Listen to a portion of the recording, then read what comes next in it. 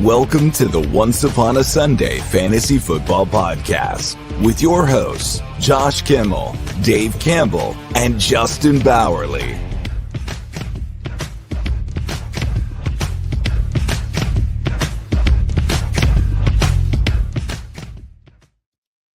Welcome to Once Upon a Sunday Fantasy Football Podcast. This is your weekly waiver show.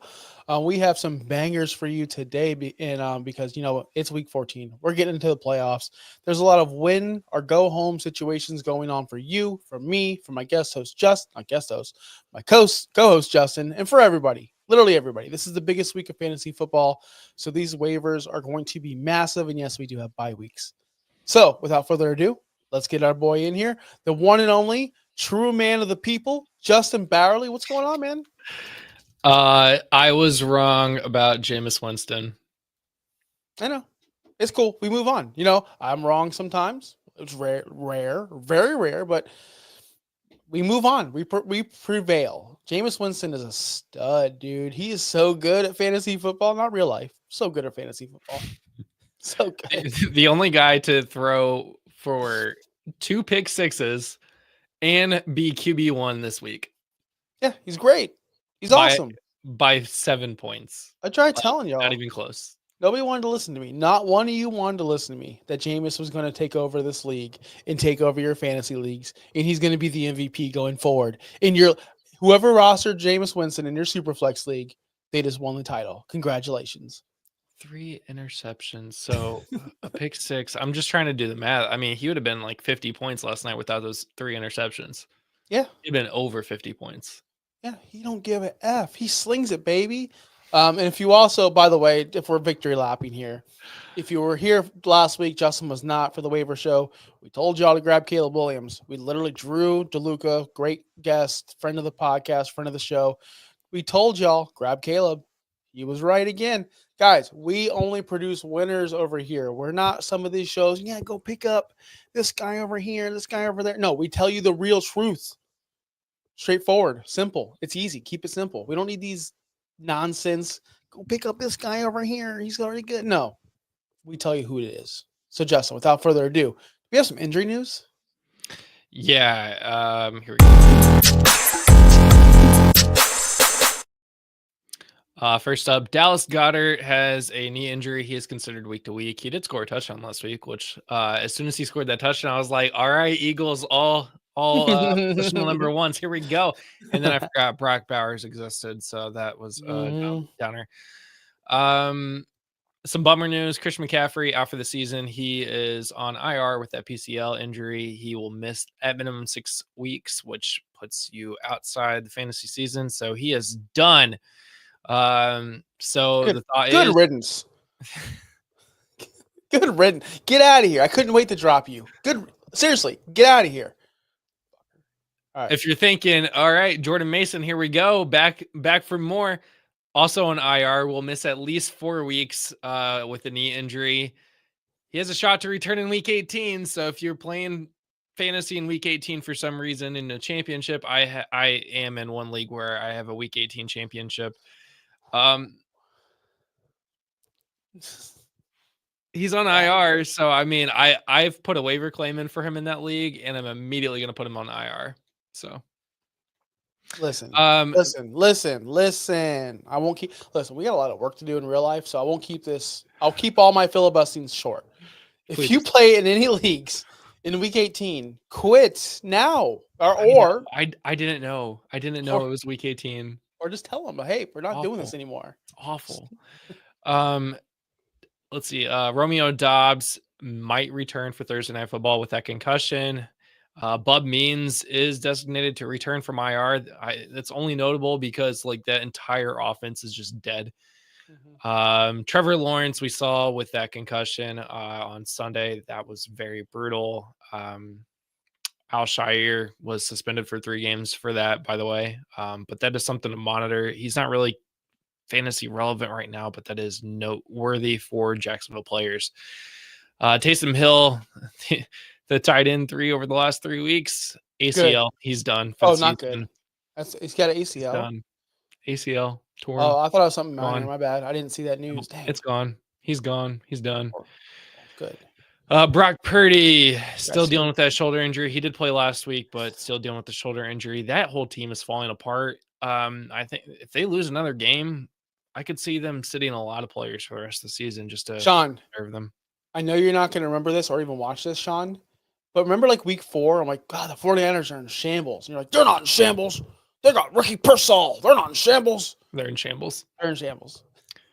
Keon Coleman was out last week with a wrist injury still. He has a potential return in week 14. Same with Devonta Smith and his hamstring injury. He could have potentially played. He was trying to suit up, but at the end of the day, he was not able to play on Sunday. So that is your injury news. We'll have more on maybe tomorrow and Friday. We need a research department because I need to know what Ricky Pearsall's done since that, not since the Tampa Bay game, but since that Tampa Bay catch and run of like 70 yards. I want to know what he's done since that catch because it's been nothing. At least what I has 3 targets since in 3 weeks. And I argued that he should not be on our waiver list. Guys, like I said, we just tell you the truth. Well, to be fair, he scored 11.7. They went on bye. Then he scored 17.3. That to me is like, oh well, this is looking up. I just want to know. I told y'all. I said you said, but did you see that? Did you see his game against Tampa Bay? I said, yeah, I saw that one catch. Let's see what happens after. Since that one catch, I don't know because he had 4 catches that game. I don't know if he's had a catch since. I don't know if the man's had a catch. It was a long catch. It was it was a catch and run, and you guys are like, waivers must add. I'm like, bro, chill on Ricky Pearsall, bro, because everyone does that at the Tampa Bay. Since Tampa Bay, he's had 3 targets, 0 catches.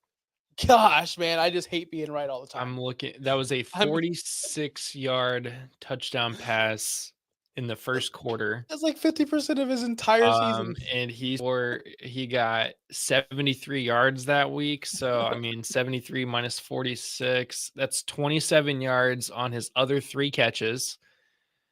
And that's it. That's his all I'm saying is let's move forward because I don't want to. This is becoming a Josh parade show today, and I don't want that. I don't. No, want that. Nobody wants that. Nobody wants that because you know what? I don't know anything, and I'm stupid, and I suck. All right, let's move on to the waivers. Well, do you want to talk about who's on bye this week first? Oh, you know what? We should let them know. We should let them know who's on bye. Jerry says he's 19-7 Animaniacs. Let me see what I am. He says it. That means Jerry's in the playoffs. Yeah, they get 12 wins to get into the playoffs, which is very low, but you have to get 12 wins. We have low standards over here. I'm 21-5. Let's go, baby. I'm in the playoffs. All right. So bye weeks this week: Baltimore Ravens, Denver Broncos, Houston Texans, Indianapolis Colts, New England Patriots, Washington Commanders. We knew at the beginning of the season this was going to be a hefty week for fantasy football, just like week 12. So guys, we're missing, and these are just off the top of my head here: Lamar Jackson, Derrick Henry, Zay Flowers, Mark Andrews, Bo Nix, Cortland Sutton, CJ Stroud, Nico Collins, Joe Mixon, Tank Dell, Anthony Richardson, Josh Downs, Alec Pierce, Jonathan Taylor, Drake May, Hunter Henry, Jaden Daniels, Terry, if you didn't say him, Terry McLaurin, Brian Robinson Jr. We're missing players. Guys. There's a lot. So when you look at these waiver wire moves and these ad suggestions, just remember all the people that we're missing this week. Yeah, we're missing. There's a lot. Yes. So without further ado, let's get into the must-add players of the week. Right, the number one guy, we've been saying this for weeks and weeks and weeks now, Jonnu Smith. He's not slowing down. He's still rostered in only 36% of leagues. For you guys hanging on to Dalton Kincaid and Sam Laporte actually showed up. But for all you people holding on to those tight ends you drafted highly and they're not producing and you're missing out on Jonnu Smith, shame on you. The guy has been such a stud, scored 21.3 points last week, tight end 4 last week. He's been the tight end 1 since the last 3 weeks in a row. Jonnu Smith, to me, is a must-add because he's just incorporated in this offense. He's playing the Jets, Houston, and the 49ers in the next 3 weeks. I don't see those as difficult matchups. I don't see them as easy matchups either. So, Justin, is he going to be the number one target ad if you do roster a Mark Andrews or any of these tight ends that have been underwhelming or any tight ends that are out this week? I mean, he should be rostered in 90% of leagues. I mean, we're talking about a guy who has scored 3 consecutive weeks, 20 plus points. Last week was his worst week over the last 3 weeks.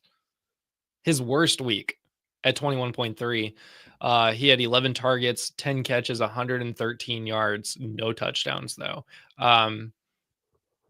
He should be rostered. I know he played Las Vegas, New England, but he played Green Bay, still scored 21 points. The Jets have been beatable. They are not good. Houston going to be missing one of their star linebackers. You can get around them. San Francisco is completely decimated.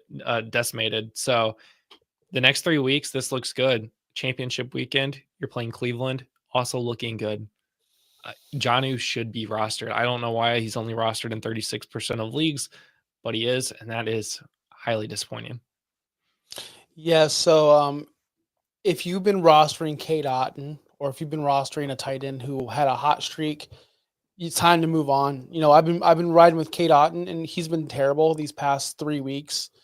He's been unrostable actually. So Jonnu is the way to go, although he's already rostered in the majority of my leagues. It sucks, but he's going to be someone that I'm going to be going through my waivers tonight and going, do I need him? Can I grab him? Is he available? Because I'll tell you what, he has been on fire, and there's no slowing down. It seems like he's taking over the not Jalen Waddle position. He's taking a lot of targets away, and Waddle's kind of being the third target there in Miami. So, yeah, Cade out in the past 3 weeks, 8.5, 4.0, 6.0. It's time to let go of Cade. Ever since Big Mike came back, he's been kind of a non-factor, realistically. Yeah. And Bucky Irvin's been more involved, and the Buccaneers have changed their offense in the past 3 weeks. Next guy on our list who's a must add. I'm not going to, this isn't what you think it is because I'm hungry, baby. We're eating them. We're eating them all day. Jameis Winston, man. Did you watch the football game last night? Did anyone watch the football game last night? Did anyone watch the waiver shows for the past? I don't know. Did anyone see my short? Did I tell you Jameis Winston was going to win your league? Yes, I did. Jameis Winston is making the impossible happen. He's making Jerry Jeudy relevant. He made Cedric Tillman relevant. He's making the Browns fun to watch. Jameis Winston's a revolution. He needs a statue. He needs a statue right now in that city. I don't see why not. Jameis Winston, he played Denver, who stops everybody. Denver's awesome. Denver, blah, blah, blah, blah. Denver got blown up last night by Superman Jameis Winston. Let's see if he can do it at Pittsburgh next week. I have a little bit less confidence, but then after that, he gets KC again, kind of. But at Cincinnati 3 weeks from now, that's the juicy matchup you want going into your playoffs. Even if you have a good quarterback, let's say you have Lamar this week and Jameis is still out there, you got to go grab him. But let's say you have a Russell Wilson who's been doing really well, or let's say you have, help me out, name a quarterback that's really good, but like not elite tier. Tua. If you have Tua, go out and grab Jameis, because in this Cincinnati matchup, you're going to want to start him. That's the week 2 of your playoffs. That's to get you into, well, depends on your playoff format, but it's still a playoff matchup. If you see Cincinnati in any of your playoff matchups, that's gold. Like that's like finding gold. So go ahead and do it. Jameis, do you have anything to add on Jameis? Because, man, 13% rostered. Are you guys watching us? Do you guys understand how good he is? I can't believe it, to be honest. Like, not the 13, like, I can't believe how good he was against Denver, one of the top defenses in the league against the quarterback position. I said several weeks ago that you got Denver, Pittsburgh, 14 points was his cap. I did not expect this from him. And then he comes out and scores, 36 points, 37 points, really. That's crazy. And yeah, Tyler, I see it. Almost 3 pick sixes. He had 2 pick sixes, 3 interceptions total. He still scored 36 points. Like, imagine if he didn't. Like, he's still the best quarterback last week in fantasy football. Nobody had him ranked number 1. I want to see the person that had him as QB1 going into this week. I didn't. That had him top 10 going into this week, because that's not existent.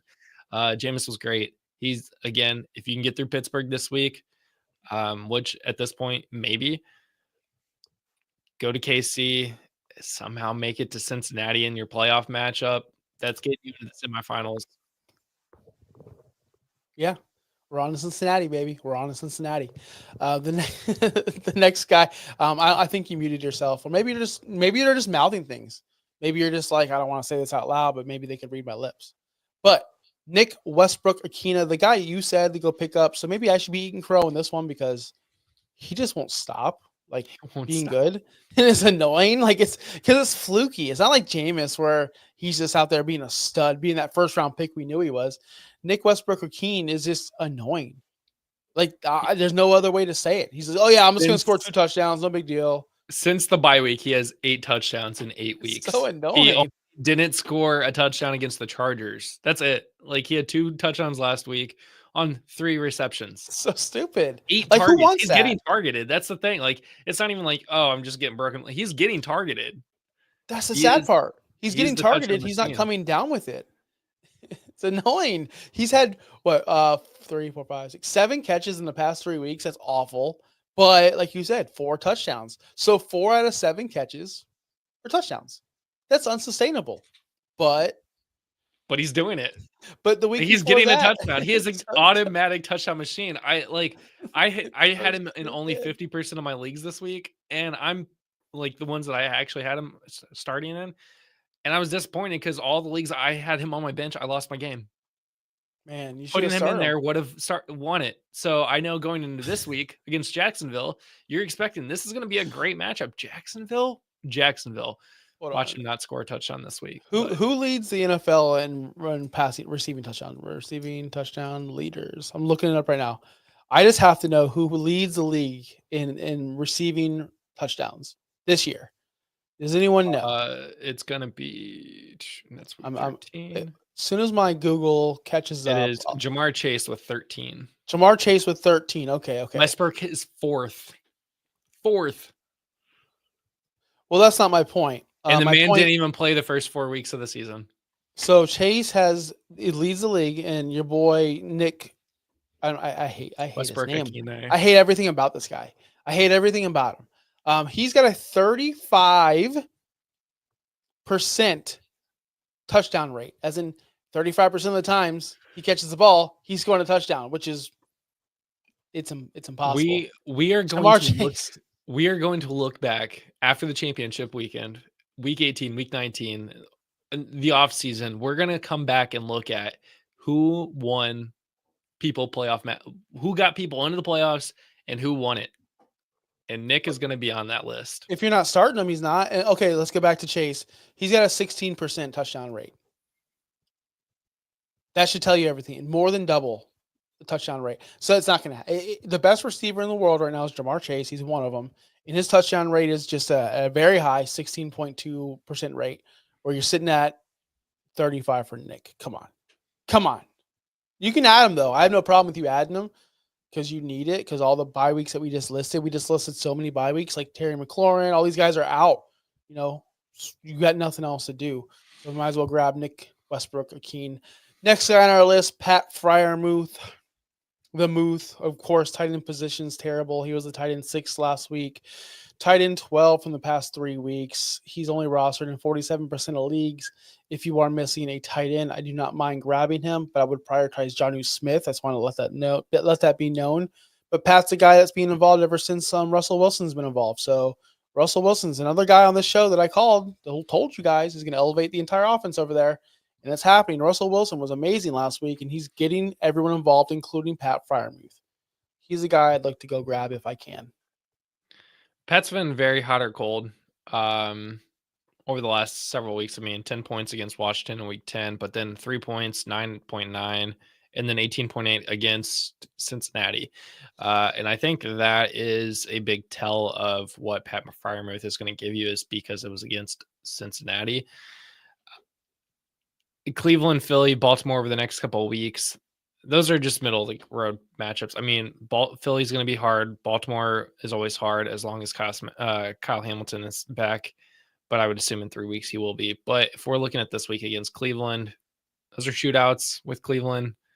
The Steelers always play well against Cleveland. So I would expect this to be a pretty physical matchup. And, of course, you want to go with your big guy in some of the most physical matchups. I would still be leaning towards Jonnu Smith. Definitely going to go out and get Jonnu Smith if you can over Pat. But if you can't get Jonnu and you have a guy like K. Dotton or Dalton Kincaid or one of those guys, go get Pat Fryermuth instead.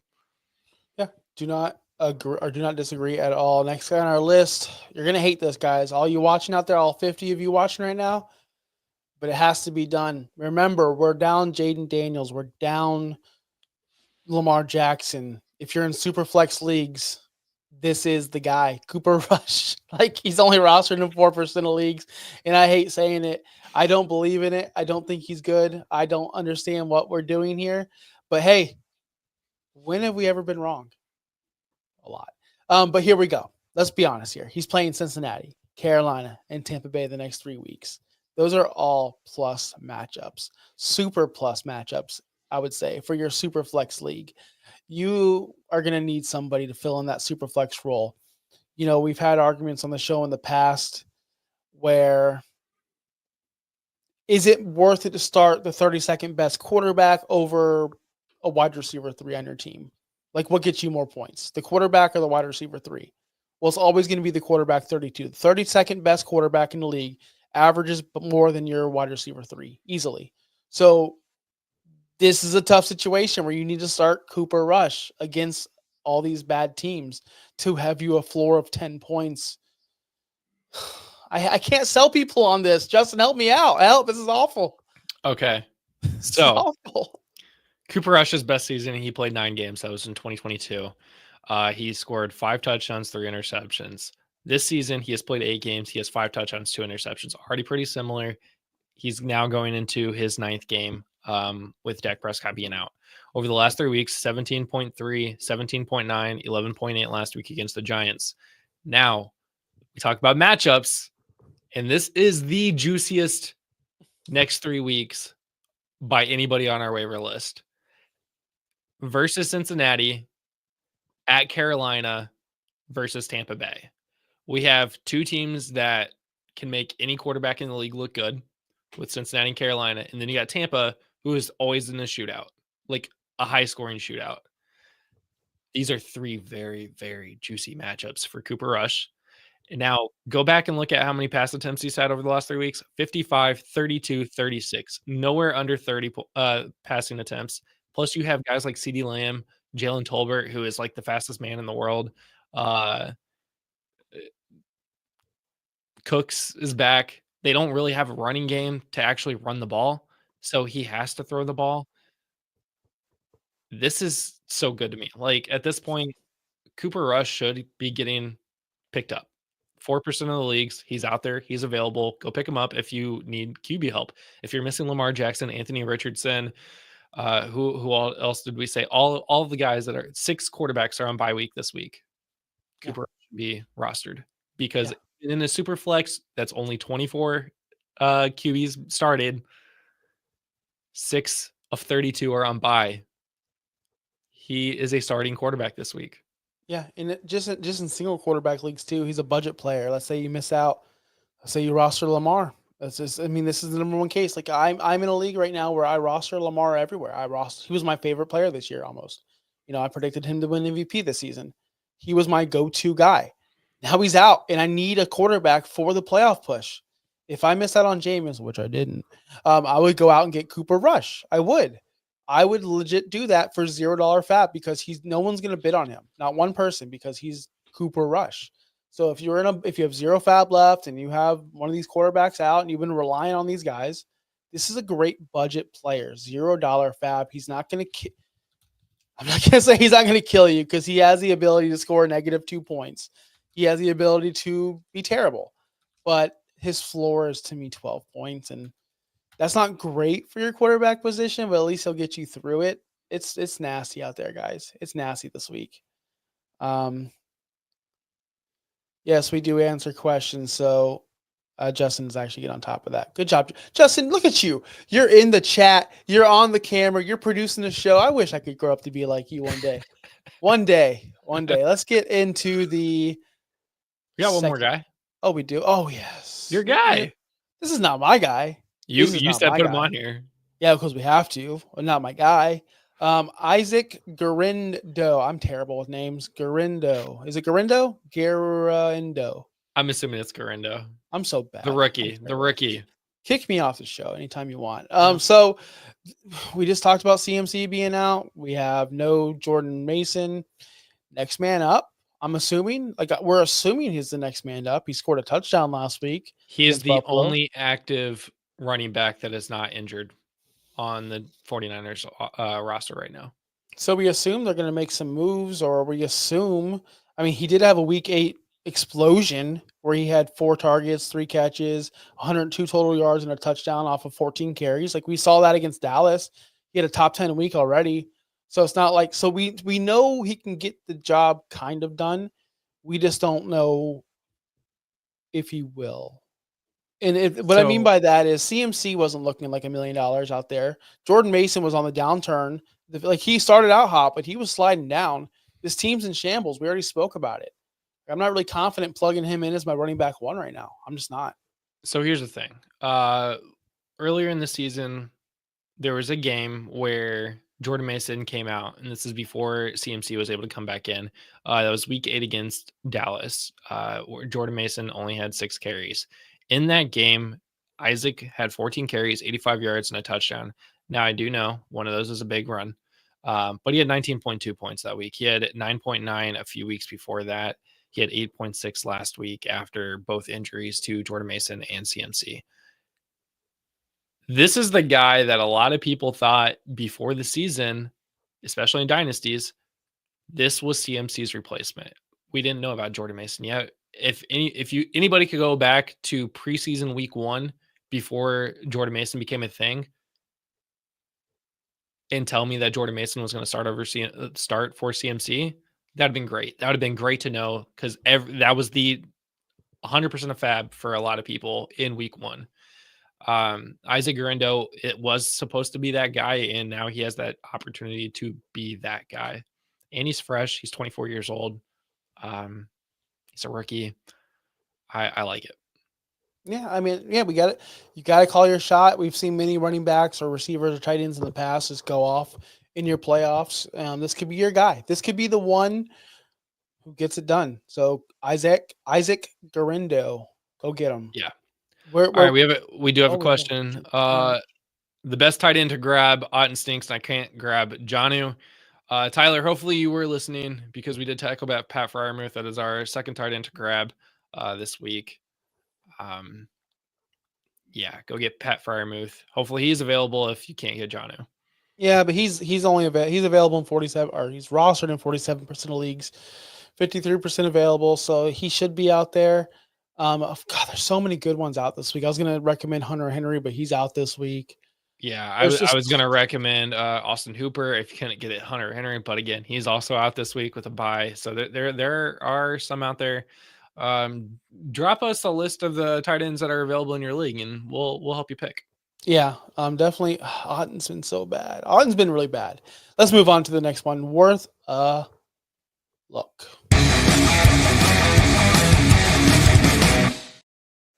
Three in this category. One we just spoke about briefly, but he is on bye this week. So we'll start with Adam Thielen. He just had a resurgence game against Tampa Bay. Everyone does. See Ricky Pearsall. Everyone does it. Let's be honest. He had 10 targets, 8 catches, 1 touchdown, 99 total yards, 23.9 points. Yes, he looked great against Tampa Bay, but again, who doesn't look great against Tampa Bay? Everyone looks good against Tampa Bay. Kyle Pitts put up 2 touchdowns against Tampa. So are you saying that Tampa Bay against the wide receiver position is like Las Vegas with the running back position? Any pass catcher, because in that game against Atlanta, it was Kyle Pitts. So anyone that becomes their number 1 target of that game, yes, that is it. So it's hard for me to recommend you go grab Adam Thielen, but it's also hard for me not to recommend, because Bryce Young has looked so much differently, so much better since his comeback, so much better at getting everyone involved. Like, I watched that Bucs game. It was on the TV like the entire game, and wow, Bryce looked competent the entire way.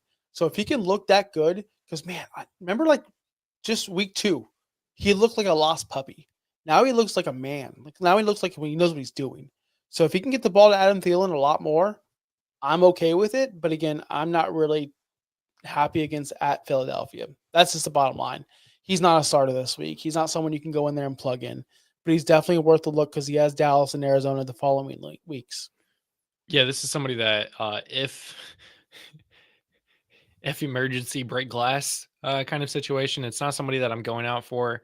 But against KC, his first week back off of an injury that kept him out since week 3, he had three receptions on 4 targets for 57 yards.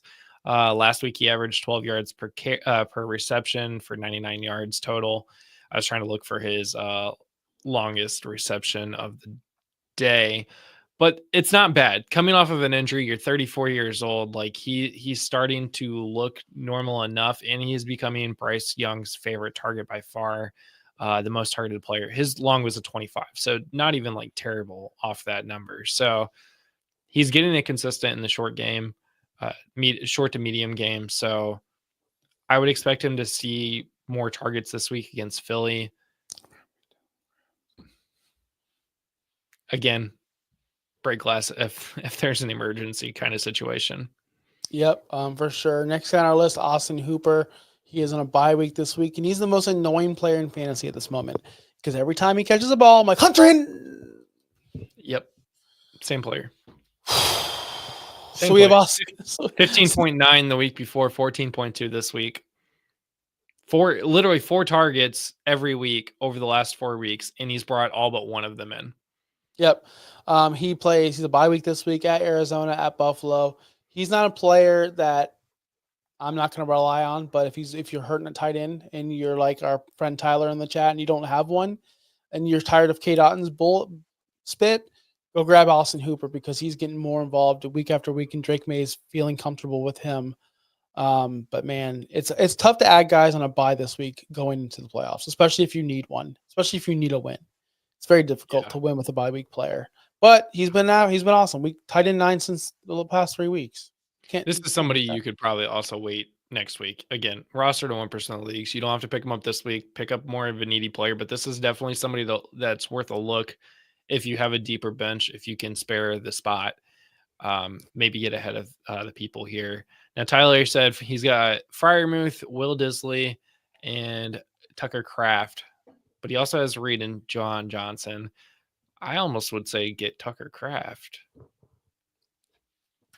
I don't hate Kraft. Tight end 10 on the season, 10.6, 13.08 over the last 2 weeks. He's got Detroit this week. Yeah, I don't hate Kraft because they're going to score a lot of points. They're going to have to keep up with Detroit. I would go Kraft. And that Detroit defense is literally falling apart. They have, I think, 14 injured players on that defense. So the only problem is we're seeing Dobbs come back in their Thursday night game, but they played on Thursday, so it's a full rest for them. So it's not like it's a short week. So I'm okay. Both teams played Thursday, so I'm okay with Tucker Kraft. I'd prefer Kraft. Yeah, even if you have Reed, I'm still okay with getting Tucker Kraft. Yeah, I think he has more upside than Freiermuth, Disley, and Jawan Johnson. Next guy on our list is Elijah Moore. Man, what happened to his career? He was so good in New York for that 6 games stretch. He really was. I thought him and Michael Carter were going to take over the world. 6 game stretch. Hey, people were drafting Tyler Higbee off that as well. People were giving up a first-round pick for Elijah Moore back in the day, back before you played Dynasty, I promise you. Elijah Moore, 14% rostered, scored 19.2 points last night. That's this Jameis Winston effect. Same situation, Pittsburgh, KC, then Cincinnati. 2 good matchups after Pittsburgh. I don't know about this week, though. Pittsburgh's tough, but again, Jameis gets it done. Don't doubt Jameis ever. I'm okay with grabbing Elijah Moore if you have one of these massive players on a bye, as we already spoke about. We don't need to name them again, but we know there's like 20 wide receivers off this week, like 20 that are in your lineup gone. Elijah Moore could be definitely a good candidate for you in this week against Pittsburgh. Yeah, I have nothing more to add to it. I mean, that was a big game last night, even more than just Judy scoring a lot of points. Elijah Moore almost had 20 on one of the best defenses in the league. Yep. Let's move on to keep stashing.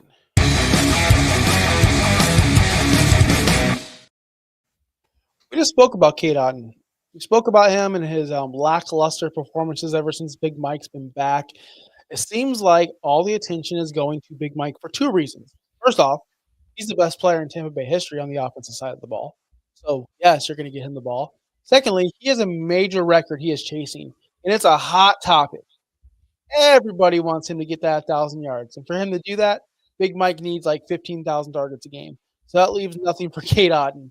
Like, realistically, Cade has been on a downside ever since Big Mike's come back. We spoke about there's no room for him anymore. At one time, Cade Otton was the best tight end in the world. But again, that's when Godwin and Big Mike were gone. Ever since then, his routes have gone down massively. He was running 42, 40 routes a game. Now it's down to 23, 27. That's almost half of his routes gone. Just like that.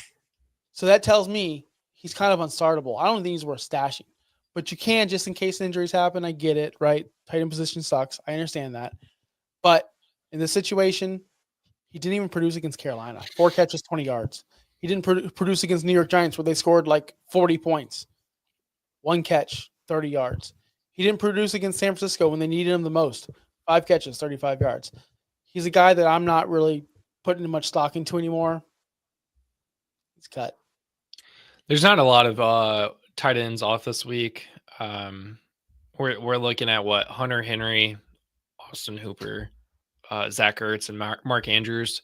So not a ton. Mike Evans does need 95.8 yards per game, so 96 yards per game to hit that 1,000-yard mark on the season for the 11th consecutive season, which is his entire career. They're going to be forcing that. They're going to be feeding him a lot. The only reason why I have Cade Otton on this list as a keep stashing guy is because of his matchups over the next 3 weeks. Las Vegas next week, which is a top 10 matchup. Then you got the Chargers, which is a bottom 10 matchup. But then you got Dallas, which is a top 10 matchup. So if there were weeks to succeed, it's going to be hopefully at least once over the next 3 weeks. Hopefully this week against Las Vegas to get you in there. If you roster a guy like Mark Andrews and guys like Jonnu, Pat, Tucker Kraft, they're all gone. They're all there. Maybe keep Cade Otton. But yeah, it's really tough to like. This is such a roller coaster of the season. We've been to the point where we said don't roster Cade Otton, then pick up Cade Otton. He's a must. Now we're back to the we're really seeing Cade Otton at his true face value. True face value. Wow. Okay. Next on our list. You've been putting them on here for a while, and I understand. I definitely understand. Deebo Samuel. He's got to go. He's got to go, man. Wide receiver 77 in the past 3 weeks. He was the wide receiver 82 last week. This man has been I don't think he wants to play football there anymore. I think he wants out. Hasn't scored double-digit points since week 10. Other than that, has only had 1 20-point game all season. This guy's been the definition of below average for his standards ever since, I would say, all season. I would literally say all season. Honestly, he's been so bad at football. Or maybe he's just uninterested. I don't know the situation there, but he's a guy that you can't start anymore. Name value is on a thing going into the playoffs. You got to forget that. Forget the names. Erase the names. See production. See what they do. Deebo Samuel is unstartable for the remainder of the season. Yes, keep stashing him just in case for some reason, somehow, some way he decides like, oh yeah, I'm going to be good today. You know, we all have our bad weeks. We all have our off days at work. I'm having one right now in real life. But guess what? Tomorrow I'll bounce back. Deebo has not bounced back yet. So therefore, he's kind of unstartable at this point. So here's why he hits the list. I feel like it's Josh says a lot of negative things, and I'm here to tell you why he's still on the list of keep stashing. We talked about it. Cortland Sutton, Josh Downs, Michael Pittman, Alec Pierce, whoever's in New England, Terry McLaurin, Zay Flowers, Nico Collins, Tank Dell. All of these guys are out this week, which leaves you with not a ton of options. You drop Deebo. Somebody's going to pick up Deebo because they expect Deebo to have a game. It's Chicago. It's going to be a whatever matchup. Now, the reason why truly I left him on this list, no CMC, no Jordan Mason. Now we're down to rookie running back Isaac Grindo, the only running back on the roster who's not on IR currently. They will have to pick somebody up. But what did Deebo Samuel do so effectively just last year, a couple years ago? Like how has he made a big name for himself as a wide receiver by also being a running back? People forget that he did run the ball a lot. He did do a lot of jet sweeps. Hopefully the 49ers want to bounce back. They want to save this season somehow. Kyle Shanahan has to save his job somehow. And what better way to now get Deebo Samuel back involved in the running game and be more of a threat both in the receiving and running game. That is why he is on my keep stashing. Hopefully that happens. It probably won't, but hopefully that happens. Darnell Mooney. He's had 2 bad matchups in a row. I'm not scared of Darnell Mooney. I'm not worried about Darnell Mooney. Yes, he's been the wide receiver 91, which is worse than Deebo in the past 3 weeks. I understand that. But he played Denver, and then he played the Chargers. He went against Pat Surtain most of the time, apparently, according to the statistics I'm looking at right here. Week 12, he didn't play because they were on bye, so that bakes into the wide receiver 91 or does that calculation take that away? How does that work? Because he didn't play week 12. They're on bye. That bakes it in. I points per game. No, so that's including points per game. Okay. So the 2 games. So the 2 games, exactly. So it's very, very low. He scored 4.7 and 5, so less than 10 points in the past 2 weeks. Of course, he's going to be down there. But the weeks before that, he was still super solid, putting up 14, 19, 18 points, getting all the targets, 9, 10, 6. His target share is still there. It's just he's on the downswing of things right now. I'm not, Kirk Cousins just came off a 4 interception game as well. They don't feel like they're in a groove, but they got Minnesota, who gives up the booty. They got the Vegas Raiders, who also can give it up. And then they got the Giants, who've just mailed it in for the season. That's their next 3 games. I'm keeping Darnell Mooney. Yes, I was negative on Auden. Yes, I was negative on Samuel and Thielen and Hooper and everyone else today. But I'll be positive for Darnell Mooney because he's still really good at football, and he's been involved in this offense throughout the entire season. There's no need for me to panic when he went against 2 top-end receiving defenses in a row back-to-back weeks. It's okay. It's fine. It happens to receivers. Let's see him bounce back against Minnesota. I'm here for it. I'm sticking with him. So if he's dropped in your league, which I expect him to be dropped this week, he's someone who won't make the requirements because he's rostered in 76% of leagues. But if he's dropped, I'd be looking out for him, especially with his bye week situation, especially with everyone on bye. He's going to be a sneaker pick. So Wednesdays when the waivers run. So Wednesday afternoon or Wednesday morning, make sure you check that wide receiver. I'm going to. I know he's going to be dropped. Yeah, no, he probably will. And you could also look a lot of this at Kirk Cousins' failures over the last couple of weeks. He has not been good over the last 2 games. There was even talk this morning on a lot of talk shows that maybe it's time for Michael Penix to start in Atlanta and move on from Kirk Cousins already, which would be a real detriment this week, especially since they're going against Minnesota. But revenge game, that's all I'm looking for. So keep Darnell Mooney for sure. Next segment. Let's close it out here, going into the check back next week. I just want to remind you and thank everyone for watching. I know it's a holiday week or holiday month. Everyone's really busy. You're doing your thing, you're shopping. Thank you so much for watching over here on YouTube, OUSFF Pod, or you can go check on the Finstock Sports Network where we go live there every Tuesday, Wednesday, and Friday. We are live. Tuesday's waiver show if you're new. Wednesday we do a showdown, and then Friday we break down our rankings. So thank you all 52 of you right now watching. Make sure you hit that subscribe button, like it, share it, tell a friend, do whatever you got to do. Big things are happening next year. Trust me, trust me, trust me. Anyway, hey, Klein, did I make I don't know what's going on, man. I don't know what's going on. Like all of a sudden, just like light got in my face and something got in my eye, and just now like I'm all red right here, and I don't know what the fuck is going on. Are you not ready? Are you sad on Amari Cooper? Are you sad about Amari Cooper and his production? And ever since he's been traded, he's been the biggest bum of all time. Let's reset this.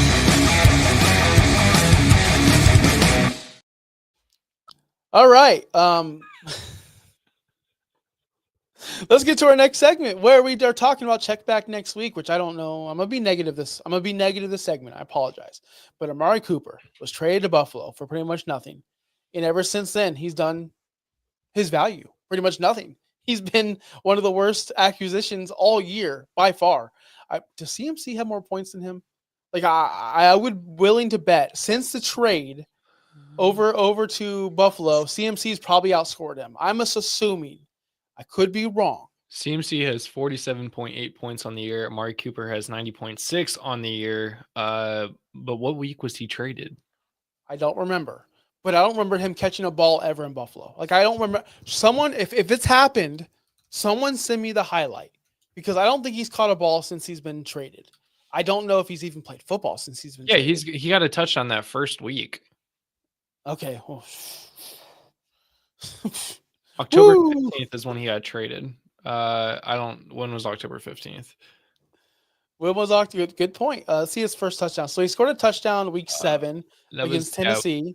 Week 7 would have been the first week he came.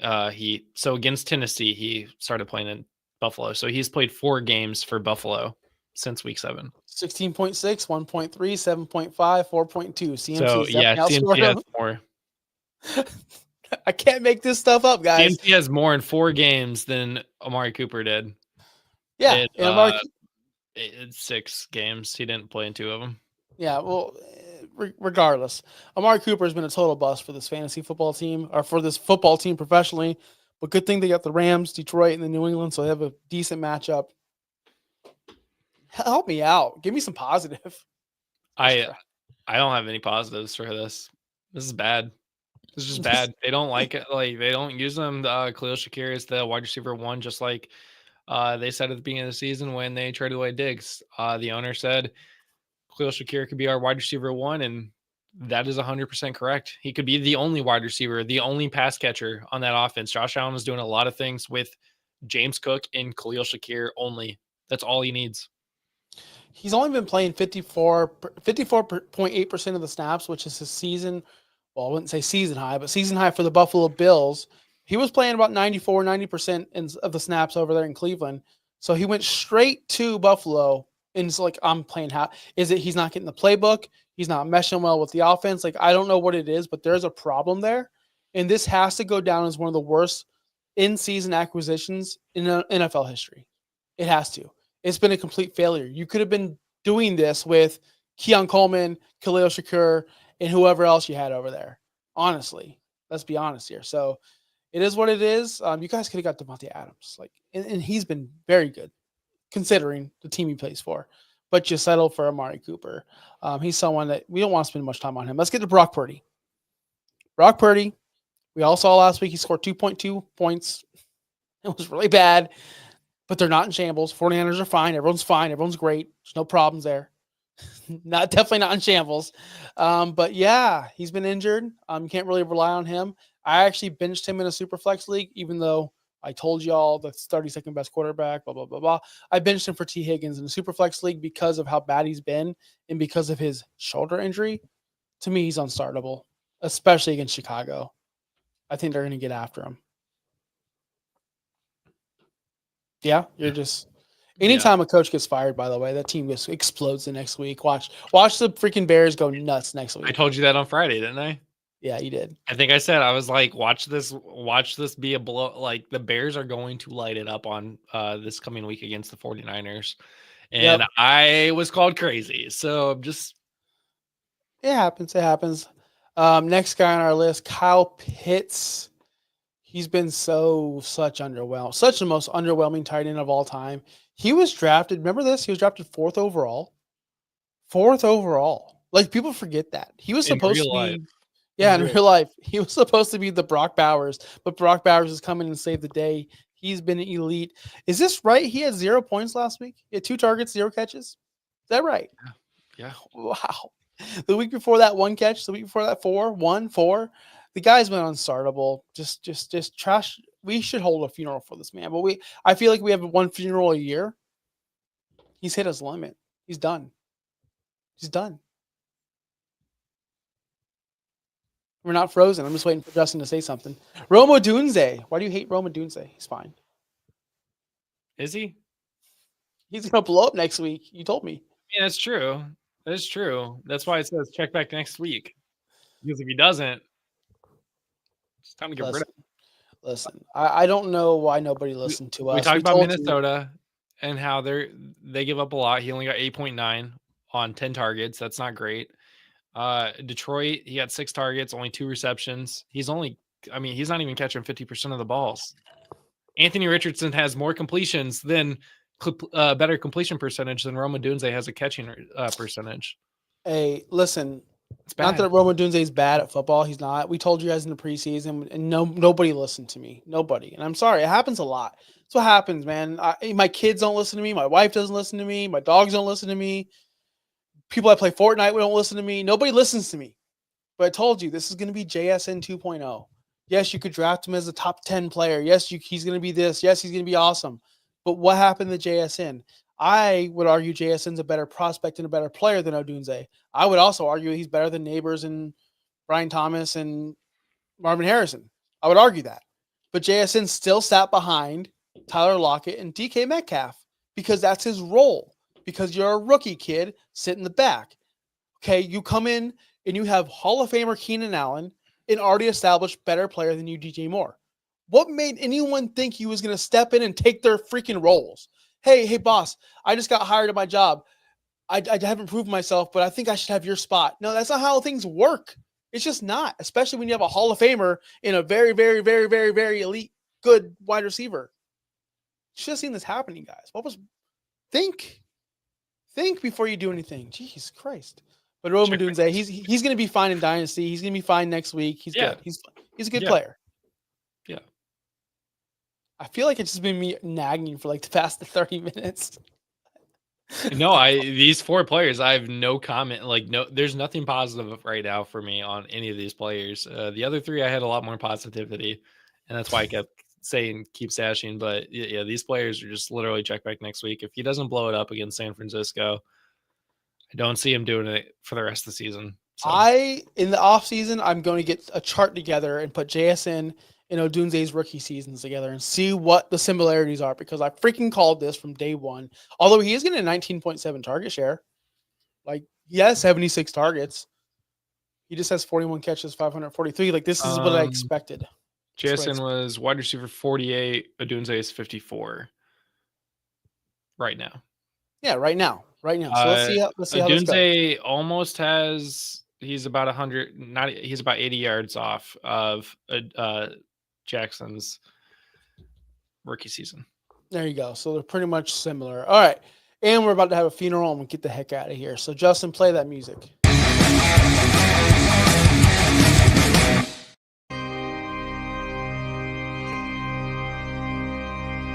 And now, a moment of silence. I think you've buried this man once before this year, so go ahead and do it again if you want. I think was it ETN that I buried earlier. Yeah, I think you did. You buried him twice. Burying him again because, good God, I hate this man so much. You drafted him to be a top 10 running back, by the way. A lot of people drafted him to be a top 10 running back. He's been an RB 38 on the season. Last week was his best week since week 5. And he scored 8.8. Now Trevor Lawrence is gone, most likely for the season. Tank Bigsby is a thing. I hate him. I hate him. He is not effective. I don't think he's going to be on the team after his rookie contract's over. He'll be gone. And he'll go to a better team and he'll be fine. But this man, now I'm really curious if I actually did bury him, because that's going to be embarrassing if I did. I don't know. I think I stopped you. I think I was like, no. Maybe you did. Maybe you're like, no, we can't. I think I've tried to, and you're like, no, we can't bury him. Like, can't do that yet. And I always got vetoed. But this week, I saw his name on the list. I said, I'll allow it. I'll 100% allow it. This guy's been beyond bad. His rushing yards, he only has 371 on the season. That's 35th in the league. That means he's not even a starting running back for his team. His yards per carry are down at 3.8, which is really, really like extremely bad for him, at least. He's not creating any yards. He's not getting any space to open. I think this is more of a Jacksonville Jaguar problem than there is a Travis Etienne problem. I do think Travis Etienne is talented, and I think, in the right spot with the right coach in the right situation, he's going to be very good at football. It's just he has to get there. This whole team, from Trevor Lawrence to Travis Etienne to Everyone else you could think of has been snake bitten since day one. And I just don't see it getting any better anytime soon. So, yes, Travis Etienne, he's droppable. He shouldn't be on your roster right now. I'm okay with him being buried 6 feet underground. I'm okay with it, even if it's a second time. It is not. I just went back. It is not a second time. He's been on the check back next week list a lot, though.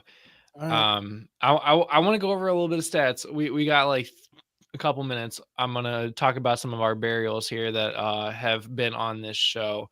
Shouldn't we do it at the very end of the season? Well, I mean, we can. All right, we'll do it now. We'll do it. You know what? You did the effort. You looked it up. A status update. Week 2, we said drop Gus Edwards. He's been very bad.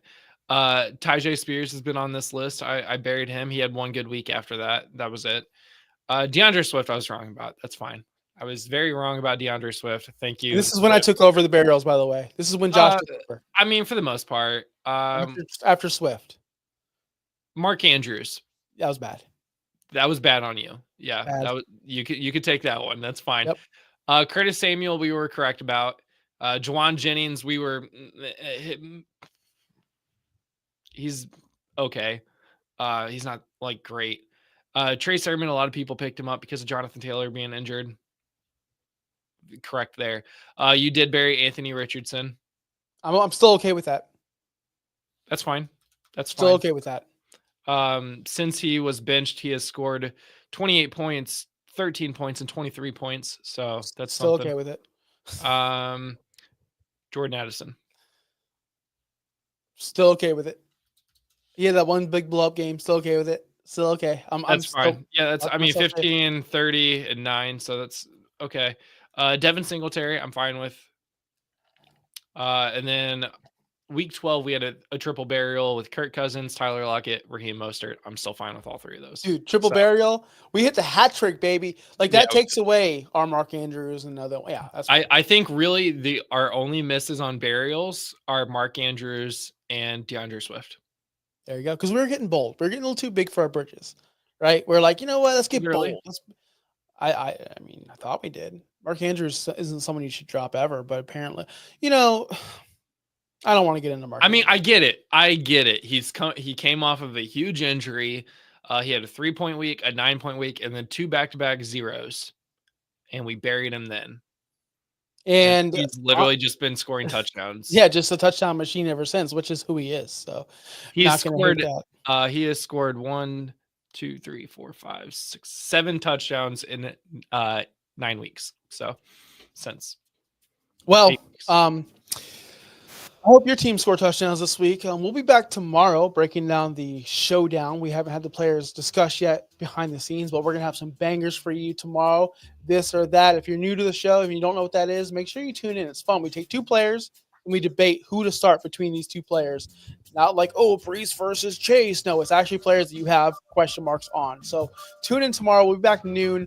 Then we'll be back Friday for our ranking show. Until then, Justin, I'm out of here, man. I got to get back to work.